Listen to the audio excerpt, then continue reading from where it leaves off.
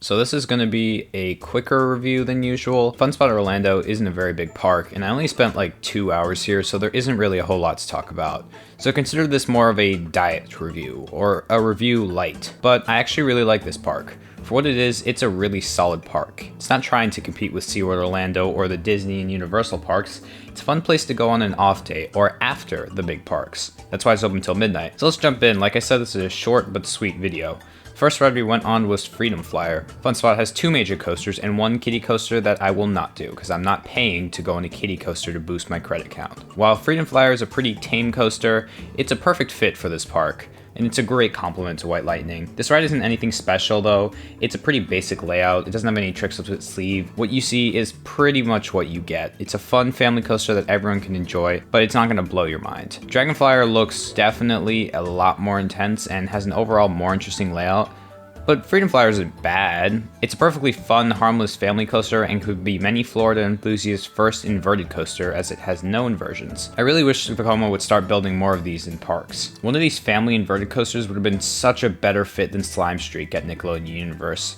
It would still have been a fun family coaster offering good views, but would have undoubtedly been more interesting layout-wise, and would have given the park an inverted coaster, albeit a relatively tame one. So next we did these Go-Karts in the back of the park. Guys, these things felt like they were gonna fall apart. They were so bumpy, and they always felt like they were fighting you when you were turning. Everything about them just screamed sketch, but that being said, it was still pretty fun.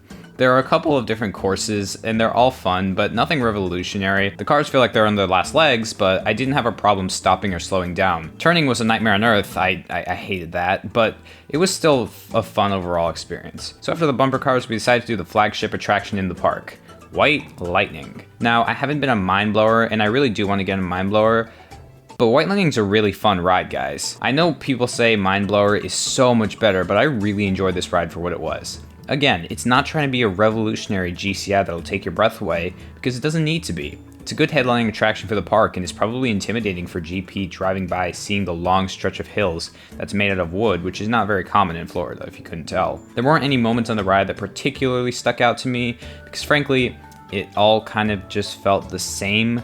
But that's not a bad thing for a coaster like this. I mean, look at Freedom Flyer. That thing is literally all just turns.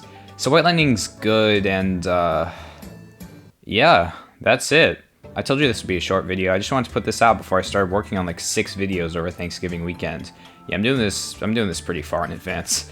So as for Funspot, I really feel like I can't give this a number score like I usually do because it's just so different from all the other parks I've done. So instead, I will be giving Funspot Orlando a big ol' smiley face and a thumbs up.